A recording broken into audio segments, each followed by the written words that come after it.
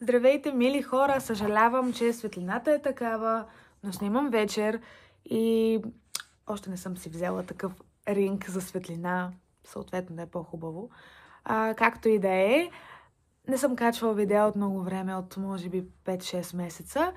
И честно казвам, това е защото изгубих мотивацията си, която имах. Желанието още е там. Мен ми е интересно да гледам, съответно да си заснемам някакви видеа тук-таме. Но след като качих първото видео за надвис, ако не сте го гледали, още е в профилът ми. Става въпрос за моя опит там, за всичко, което ми се е случило. Ако ви е интересно, да, ще разберете повече. Качих видеото, това е първото ми, нали, такова, което направих, което качих така в интернет пространството. Очаквах гадни коментари и имаше такива в YouTube, но естествено ги изтрих, тъй като тук не смятам, че това трябва по някакъв начин да се поощрява и не трябва да се обръща внимание на такива хора. Моята стена в YouTube, нали, секция с коментари, не е място да се избиват комплекси. Правя го за забавление, добра енергия и не искам да получавам кофти така в замяна. Както и да е, качих видеото, очаквах още коментари, както казах, съм ги получила, но когато публикувах видеото, го споделих и във Facebook на моята стена, за да видят приятелите ми, близките ми хора, нали, от обкръжението ми цялостно. Не очаквах включване просто от моите колежки там, които бяха доста груби в изказа си, в това, което написаха. Малко или много това ми повлия и си казах, леле, тези хора такова мнение ли имат за мен, с такива лоши чувства ли сме останали, защото аз нямам никакви лоши чувства към нито един от тях и мислих, че това важи за тях, но явно не е така. Изчетох ужасни неща, въпреки това не им обърнах внимание, но признавам си, малко ми повлия. Нямах намерение да качвам за определен период, просто защото стана ми някак си мъчно в душата, но това отмина, заради това смятам да се завърна и да качвам отново нещата, които са ми интересни, нещата, които ми се случват. Случиха се много хубави неща в живота ми, докато ме нямаше в YouTube пространството, като да започнем от там, че завърших бакалавър, криминалистика. Това е нещо, с което съм много горда, тъй като на мен ми беше много интересно. Както казах в предното видео, намерих себе си, намерих свестни хора, които да добавя в обкръжението си. И честно казвам, не мога да съм по-доволна от това. След което реших, че искам да запиша магистър и записах във военната академия. В момента съм там, в момента тече изпитната сесия и намерих още по-готини хора там също. Така че в това отношение съм късметлийка.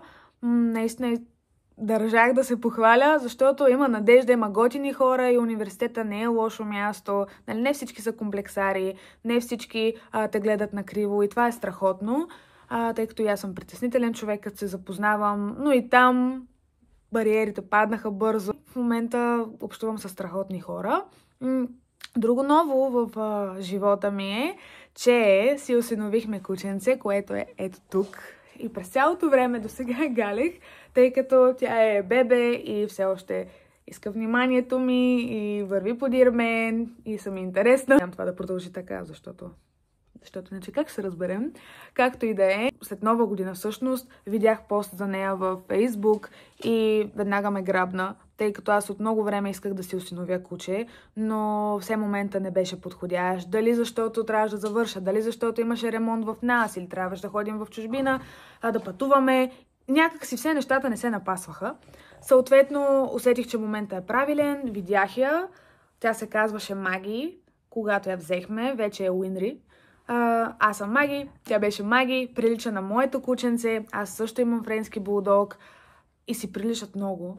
Съответно, беше знак от съдбата. Минахме процедурата, която беше много дълга и общо взето цял месец ни отне, докато си я приберем в къщи. Animal Rescue беше периода, в който се намираше тя, правихме интервюта с тях. Трябваше да запознаем Доби, моето първо кученце, с Уинри, Демек, Маги преди. И нещата потръгнаха, те се харесаха много. Това беше единственият момент, който ме притесняваше в цялата процедура, защото Доби е избирателна. относно кои кучета харесва. Но да, всичко мина добре. Тя си е вкъщи, вече са си заедно, вече са неразделни. Мина точно една седмица, откакто я осиновихме и нещата са страхотни. Да, прави бели, тъй като тя е само на 6 месеца, но това е нормално. В момента си играят. Заради това чувате този шум на фон. Това са нещата, общо, които се случиха напоследък. Надявам се да сте стигнали до тази част на видеото и да ви е интересно. Да.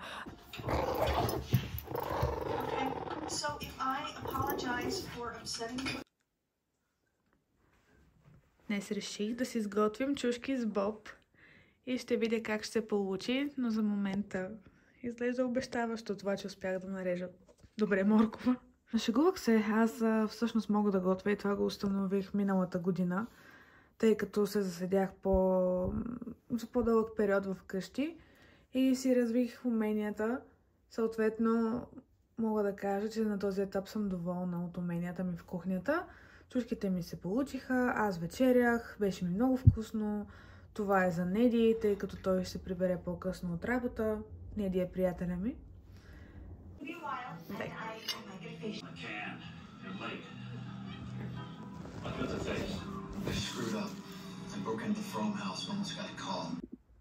Днес имах много труден изпит по военно дело. Не знам как мина, всъщност знам как мина, сложно, но го взех и сякаш като знак от съдбата днес пристигнаха тези пратки, които приятеля ми беше поръчал за мен. Това са едни страхотни бисквитки. Някой ми беше подарил преди 1 година и се влюбих в тях и си казах, че пак трябва да си взема задължително. Приятеля ми го чу това нещо и веднага ми ги поръча, а това тук е една чаша на Ралф Лорен, която много ми хареса. Видях я в Лондон, но не си я взех, затова я поръчахме и нея. Най-накрая е тук. Кучетата са си на терасата. Това ми е парцала. И си седят тук. Здрасти!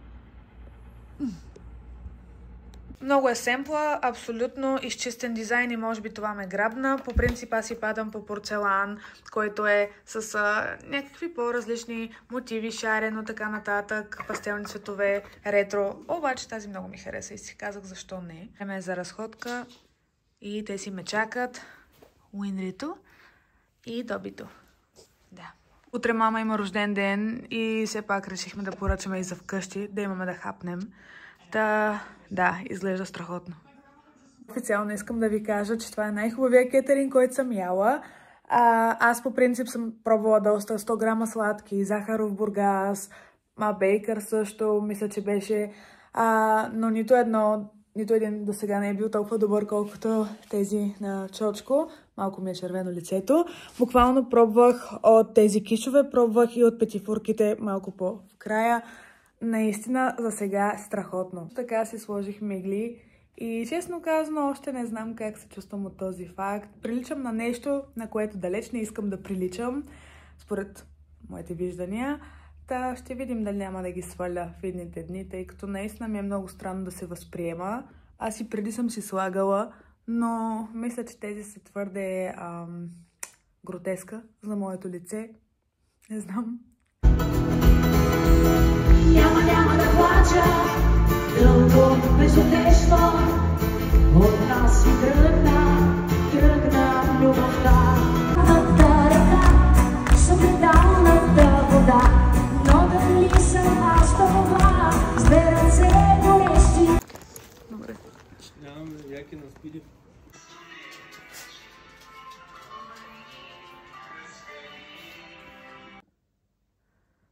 Тук отбелязвам, че съм приключила с сортирането на цветята и с тяхната подредба. Това са тези, които мама ще успее да вземе за Бургас. А това са тези, които остават.